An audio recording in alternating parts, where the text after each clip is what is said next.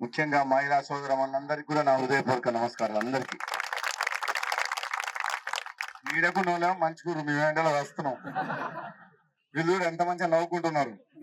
మేము మొత్తం వేడిగా అయిపోయింది. వీళ్ళు వీళ్ళు మేము మీరు మంచిగా ఇటు పక్కన వాళ్ళు అందరూ మంచిగా ఉన్నారు. ఈమెనో బట్ట కప్పుకొని వచ్చింది. ఏం పేరమ్మా నీ పేరు? చేపించిందా? కన్నా చేపిస్తా. ఒక కన్ను అయిపోయిందంటే ఆపరేషన్, రెండో కన్ను కూడా నువ్వే చేయాలంటుంది. 100% మునుగోడు నియోజకవర్గంలో ఇప్పటి వరకు 10 ఐ క్యాంపులు పెట్టి 2,000 మందికి కంటి ఆపరేషన్ చేపించిన ఫ్రీగా. నా లక్ష్యం ఏంటంటే మునుగోడు నియోజకవర్గంలో 50 ఏళ్ళు పైబడిన పెద్ద మనుషులు పేదోళ్ళందరికీ 2 కళ్ళు కనబడాలి. ఒక పూట ఆకలైనా అన్నం ఉండొచ్చు, కానీ కళ్ళు లేకపోతే మాత్రం మరీ వృద్ధాప్యంలో కళ్ళు లేకుంటే పేదోళ్ళ పరిస్థితి చాలా ఘోరంగా ఉంటది. కాబట్టి మా అమ్మ పేరు మీద ఈ కంటి ఆసుపత్రి పెడుతున్నాం ఫ్రీగా. కొన్ని రోజుల తర్వాత మీకు ఎల్వి ప్రసాద్ ఆ ఇన్స్టిట్యూట్ ఉంది కదా, ఎల్వి ప్రసాద్ హాస్పిటల్ పెద్దది. ఆ ఇన్స్టిట్యూట్ తో మాట్లాడినా మన నియోజకవర్గంలో ఒక హాస్పిటల్ కట్టిస్తున్నారు ఫ్రీగా. మా అమ్మ పేరు నేను బిల్డింగ్ కట్టిస్తా అని చెప్పినా వాళ్ళు నడుపుతామని చెప్పి ఇక క్యాంప్ కూడా అవసరం లేదు. ఇక తరతరాలు ఇంకా 100 ఏళ్ళు అయినా సరే ఈ ప్రాంత ప్రజలు ఎవరు పోయినా సరే కంటి సమస్యలకు ఫ్రీగా డబ్బులు ₹1 లేకుండా సర్జరీ చేస్తామని చెప్పారు. అందుకనే మీ అందరికి బాలమ్మ మీ అందరికి కూడా అది మంచి కార్యక్రమం. అది నిరంతరంగా కొనసాగుతుంది. ఒక నెల రోజులు 2 నెలలు కాదు, ఇప్పుడు 10 నెలలే మొదలుపెట్టి నెలకోసారి పెడుతున్నాం. ఈ డిసెంబర్ మంత్ లో ఈ పంచాయతీ ఎన్నికలు వచ్చినాయని బంద్ చేసినాము. మన జనవరి మంత్ లో మళ్ళీ పెడతాం. నెలకొకసారి పెడుతూనే ఉంటాం. ఒక్క నిమిషం అయిపోయినాక మాట్లాడుతున్నాం. మీ అందరికి కూడా చెప్తున్నా, ఒక్క నిమిషం అందరు కూడా చెప్తున్నా, నాకంటే ముందు అభ్యర్థి మాట్లాడిండా మధురాజు మాట్లాడిండు. వాళ్ళు మాట్లాడింది నేను రిపీట్ చేయ, మళ్ళీ చెప్పిందే చెప్పడం అవసరం లేదు. ఈ ఎండలో మేము కాలం వస్తున్నాం, మీ అందరు నిలబడ్డరు. నేను ఒక మాట చెప్తున్నా, మస్తాన్ బాబు యాదవ్ గురించి మీ ఊరు బిడ్డ ఈయన చూసిర్రు. ఇప్పుడు అభ్యర్థిని ఆ దొంగను చూసిర్రు, భూమి కబ్జా చేసిన దొంగను చూసిర్రు. ఈయనకెట్ల పేరుంది ఊళ్ళో, ఆయనకెట్ల పేరుంది, ఆయన పైసల బలి పెట్లుంది, భూములు దొంగతనం చేసి ఎన్ని కోట్లు సంపాదించిండు. ఇక పైసల మూటలు తీసుకొని వస్తాడు. మరి ఆయన కోటేస్తారా? నిజాయితీగా పనిచేస్తాను ఒక పేదోడు వస్తుంది, ఈయన కోటేసి గెలిపిస్తారా? ఇంకా మీరు చెప్పాలి. మల్కాపురం ఊరులు ఎవరు కోటేస్తారు? మీకు నిజాయితీగా మీ కుటుంబ సభ్యుల్లాగా 5 ఏళ్ళు మీకు ఆపదొచ్చినా సాపదొచ్చినా మీకోసం కష్టపడి వస్తున్నా మస్తాన్ బాబు కోటేస్తారా? భూములు కబ్జా చేసి కోట్ల రూపాయలు సంపాదించి పైసలకు ఇస్తామని చెప్పి తాగిపిస్తామని తినిపిస్తామని చెప్పి మీకు ఆయన వస్తాడు. మరి 5 ఏళ్ళు సేవ చేసేవాడు కావాలన్నా? ఎటువంటి వాడు కావాలి మీకు? అందరు చెప్పరు ఎటువంటి వాడు కావాలి? మంచోడు కావాలన్నా వద్దా? 5 ఏళ్ళు నిజాయితీగా పనిచేసే పేదోడు కావాలన్నా వద్దా? ఒకసారి చేయలేక అందరూ లేవట్టు. అందరూ నిజాయితీకే మా ఓటు, అభివృద్ధికే మా ఓటు, మంచోడికే మన ఓటు. నేను ఒక్కడే మాట చెప్తా, కొన్ని వందలు అన్ని ఊళ్ళు తిరుగుతున్నాయి కదా, అందరూ పైసలు ఇస్తుండ్రు. అందరూ మంచోడు ఇస్తుండు, చెడ్డోడు ఇస్తుండు. మరి ఓటు కోటేయాలి? పైసలు ఆయన దగ్గర కూడా తీసుకోవాలి. వద్దరొద్దు. ఎందుకంటే అది దొంగ సొమ్ము, దోచుకున్న సొమ్ము తీసుకోవాలి. ఎందుకు వద్దంటారు? 10 ఏళ్ల పాటు టిఆర్ఎస్ ప్రభుత్వంలో ఉన్న నాయకులు, ముఖ్యమంత్రి కేసీఆర్ కుటుంబం, ఎమ్మెల్యేలు, మంత్రులు 1000 కోట్లు దోచుకొని రాష్ట్రాన్ని అప్పులపాలు చేసిండ్రు. అవి వాళ్ళ పైసలా మన పైసలా? మరి మీరు తీసుకుంటారా? తీసుకోవాలి, బరాబర్ తీసుకోవాలి. 10,000 ఇస్తారంటే 10,000 కాదు 20,000 ఇవ్వని చెప్పి అడుగుది. ఎవరుతారు? 10,000 ఇస్తానికి వస్తే 10,000 20,000 కావాలని చెప్పి తీసుకొని బరాబర్. మరి ఓటు మాత్రం ఎవరికేస్తారు?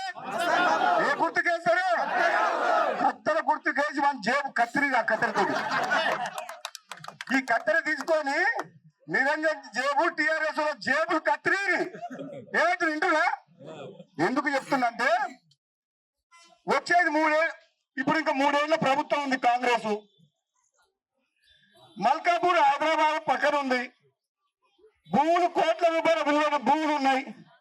ఒక దొంగోని చేతులు అధికారం పెడతావా? దొంగోని కూర్చోబెడతావా? మంచోని కూర్చోబెడతావా? మీ ఆస్తులు కాపాడి ప్రభుత్వ ఆస్తులు పేదలకు పంచేటోడు కావాలన్నా, ప్రభుత్వ భూములు దోచుకునేటోడు కావాలన్నా? గట్టిగా చెప్పరు. ఎవరికి ఓటేసి కూర్చోబెడతారు? ఒక దొంగనా మంచోడ్నా? ఒక భూ కబ్జాదారునా నిజాయితీగా పనిచేస్తాను కూర్చోబెడతారా? నేను చెప్తున్నా, నేను మస్తాన్ యాదవ్ గురించి మాట్లాడినా. పైసలు లేవు సాగన్నారు. మనందరం ఉన్నాం కదా, వెనకకెళ్ళి భగవంతుడు ఉన్నాడు.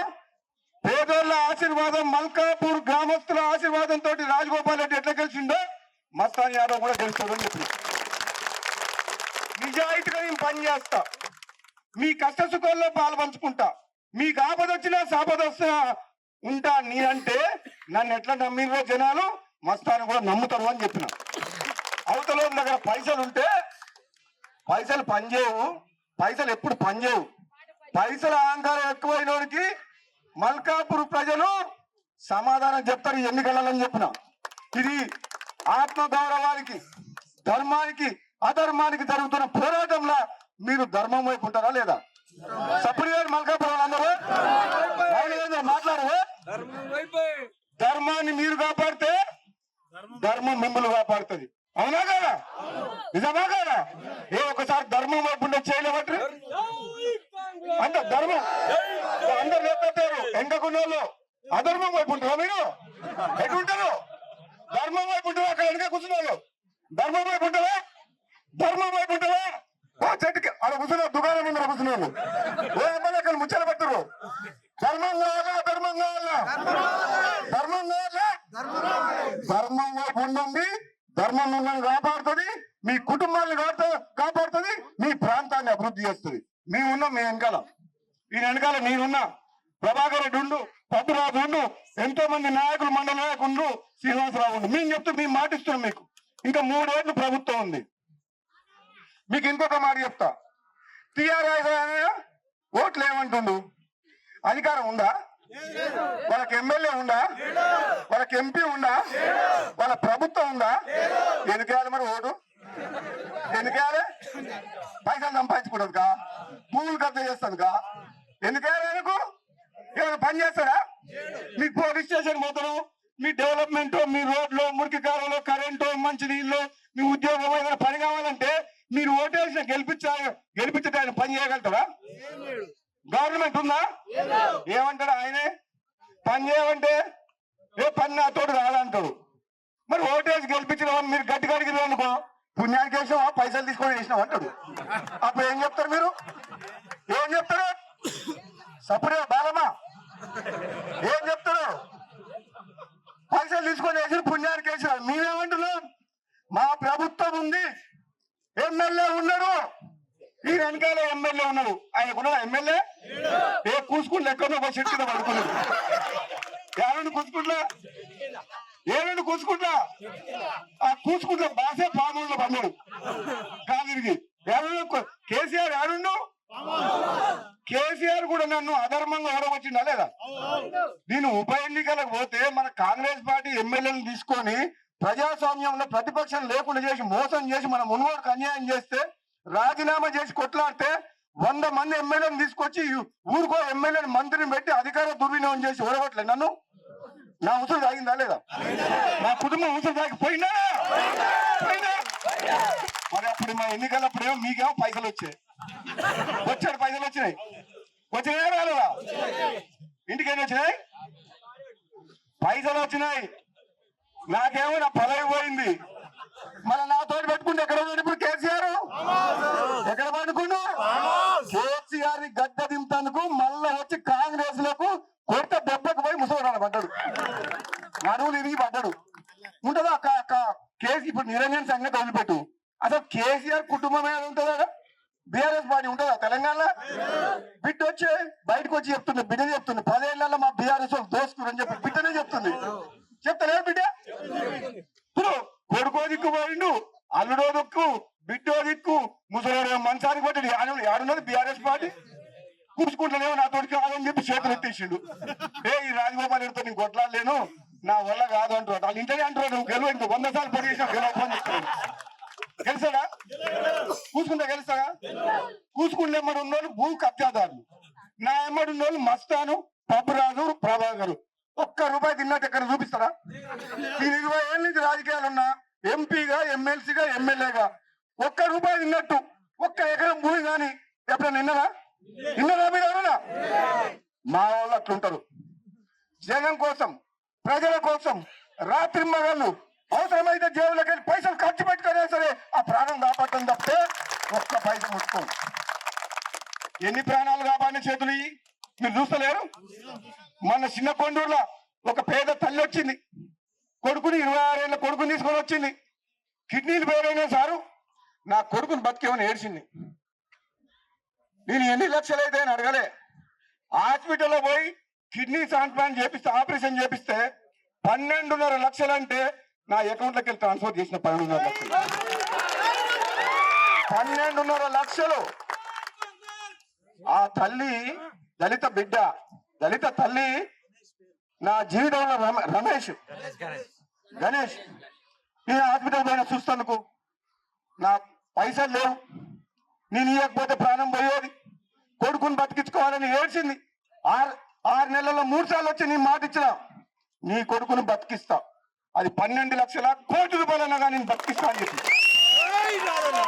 నేను ఇప్పుడు చెప్తున్నా, మా మస్తాన్ని గెలిపిరి మీ మల్కాపూర్ పట్టణంలో రాబోయే 3 ఏళ్లలో ఏ కుటుంబంలో ఏ కష్టం వచ్చినా అందరి తల్లకు చెప్తున్నా, అందరి తండ్రులకు చెప్తున్నా, నేనున్నా మీ వెనకాల. ఏ ఆపద వచ్చినా సాపద వచ్చినా ఓట్లు లేవు. ఇప్పుడు నాకు ఎమ్మెల్యేకి 3 ఏళ్ళు ఉంది, కానీ మీకు మాట ఇస్తున్నా, ఆపద వస్తే ఆదుకుంటా, కష్టాల్లో ఉన్న పేదవాళ్ళకి మీ ఎంట ఉంటా. మా నాయకత్వం, మా మనుషులు నిజాయితీగా పనిచేసే మస్తాన్ని గెలిపిమంటున్నా. గెలిపిస్తారా లేదా? పైసలు 2 రోజులు ఉంటాయమ్మా, 10,000 ఇస్తాడు. బాలమ్మా ఎవరింట్లో కష్టం వచ్చింది 2 లక్షలు కావాలి హాస్పిటల్లో, నేను ఇస్తా అంటున్నా. ఆపద వస్తే నేను పెడతా అంటున్నా. పైసల కోట్లు అమ్ముకోవద్దు. ఏమంటున్నా? పైసలు కాదు, మీ ప్రాణాలు కాపాడేటోడు, మీ కష్టం వస్తే మీకు ఆదుకునేటోడు కావాలి. ఉన్నానా లేదా? నేను కొన్ని వేల ప్రాణాలు కాపాడినా, కొన్ని వేల కుటుంబాన్ని బతికించిన, వేల కుటుంబాన్ని నిలబెట్టిన. నేను చెప్తున్నా, మల్కాపూర్ పట్టణంలో, మల్కాపూర్ ఊళ్ళో నన్ను 2 సార్లు 3 సార్లు గెలిపించారు. ఇది ఒక్కసారి సర్పంచ్ గెలిపిరి. ఇంకా 3 ఏళ్ళు మా ప్రభుత్వం ఉంది. ఇక నేను చేయాల్సిన పనులు కూడా చాలా ఉన్నాయి చేస్తా అంటున్నా. అంత ముందుకు ఓట్లు ఏమంటుండు? అధికారం ఉందా? వాళ్ళకి ఎమ్మెల్యే ఉందా? వాళ్ళకి ఎంపీ ఉందా? వాళ్ళ ప్రభుత్వం ఉందా? ఎందుకేయాలి మరి ఓటు? ఎందుకేయాలి? పైసలు సంపాదించుకోవడానికా? భూములు కబ్జా చేస్తానుకా? ఎందుకేయాలి? ఆయనకు ఏమైనా పని చేస్తారా? మీ పోలీస్ స్టేషన్ పోతారు, మీ డెవలప్మెంట్, మీ రోడ్లు, మురికి కాలంలో కరెంటు, మంచినీళ్ళు, మీ ఉద్యోగం ఏదైనా పని కావాలంటే మీరు ఓటేసిన గెలిపించే ఆయన పని చేయగలుగుతారా? గవర్నమెంట్ ఉందా? ఏమంటాడు ఆయనే? పని చేయమంటే ఏ పని నా తోడు కాదంటాడు. మరి ఓటేసి గెలిపించడం మీరు గట్టిగా అడిగిన అనుకో, పుణ్యానికి వేసినావా, పైసలు తీసుకొని వేసినావు అంటాడు. అప్పుడు ఏం చెప్తారు మీరు? ఏం చెప్తారు? సప్పుడే బాలమ్మా ఏం చెప్తారు? పైసలు తీసుకొని ఎదురు పుణ్యానికి వేసినావు. నువ్వేమంటున్నావు? మా ప్రభుత్వం ఉంది, ఎమ్మెల్యే ఉన్నాడు, ఈ వెనకాల ఎమ్మెల్యే ఉన్నారు. ఆయన కూడా ఎమ్మెల్యే ఏ కూసుకుంటూ ఎక్కడో ఒక చెట్టు అనుకున్నాడు. ఏడు కూసుకుంటా ఆ కూసుకుంటా బాసే పాలనలో పడ్డాడు కాదు. కేసీఆర్ ఏడుండు? కేసీఆర్ కూడా నన్ను అధర్మంగా ఓడగొచ్చిందా లేదా? నేను ఉప ఎన్నికలకు పోతే మన కాంగ్రెస్ పార్టీ ఎమ్మెల్యేని తీసుకొని ప్రజాస్వామ్యంలో ప్రతిపక్షం లేకుండా చేసి మోసం చేసి మన మున్గోడుకు అన్యాయం చేస్తే రాజీనామా చేసి కొట్లాడితే 100 మంది ఎమ్మెల్యేలను తీసుకొచ్చి ఊరుకో ఎమ్మెల్యేని మంత్రిని పెట్టి అధికార దుర్వినియోగం చేసి ఊరగొట్టలేదు నన్ను. నా ఉసురు తాగిందా లేదా? నా కుటుంబం ఉసురు తాగి పోయినా. మరి అప్పుడు మా ఎన్నికలప్పుడేమో మీకేమో పైసలు వచ్చాయి, పైసలు వచ్చినాయి రాలేదా? ఇంటికైనా వచ్చినాయి, పైసలు వచ్చినాయి. నాకేమో నా పదవి పోయింది. మన నాతో పెట్టుకుంటే ఎక్కడ ఇప్పుడు కేసీఆర్ ఎక్కడ పెట్టుకుని కేసీఆర్ ని గడ్డ దింపేందుకు మళ్ళా వచ్చి కాంగ్రెస్ లకు కొత్త దెబ్బకు పోయి ముసలి పడ్డాడు. నడువు నిరిగి పడ్డాడు. ఉంటుందా కేసీ ఇప్పుడు నిరంజన్ సంగతి వదిలిపెట్టు. అసలు కేసీఆర్ కుటుంబం ఏదో ఉంటుందా కదా? బీఆర్ఎస్ పార్టీ ఉంటుందా తెలంగాణలో? బిడ్డ వచ్చే బయటకు వచ్చి చెప్తుంది, బిడ్డ చెప్తుంది 10 ఏళ్లలో మా బీఆర్ఎస్ దోస్తులు అని చెప్పి బిడ్డనే చెప్తుంది. చెప్తారా బిడ్డ? ఇప్పుడు కొడుకో దిక్కు పోయిండు, అల్లుడో దిక్కు, బిడ్డో దిక్కు, ముసలి మంచానికి పట్టి యాడున్నది బీఆర్ఎస్ పార్టీ. కూర్చుకుంటలేవు నాతో కాదని చెప్పి చేతులు ఎత్తేసిండు. ఈ రాజగోపాల్ ఎడుతో నేను గొడ్లాలేను, నా వల్ల కాదు అంటారు. వాళ్ళు ఇంటనే అంటారు గెలవ 100 సార్లు పరిగెత్తా గెలవని చెప్తారు. గెలిచారా? కూర్చుంటే గెలుస్తారా? కూర్చుకుంటే మరి ఉన్నారు భూ కబ్జాదారులు. చరిత్ర సృష్టించినోడు ఇప్పుడు ఆ చరిత్రని తిరగరాయబోతున్నాడు. అబద్ధాల గోడల్ని బద్దల కొట్టి నిజాలను రాగా మీ ముందుంచబోతున్నాడు. నిజమైన వార్తల కోసం వెంటనే డౌన్లోడ్ చేసుకోండి రా యాప్ని.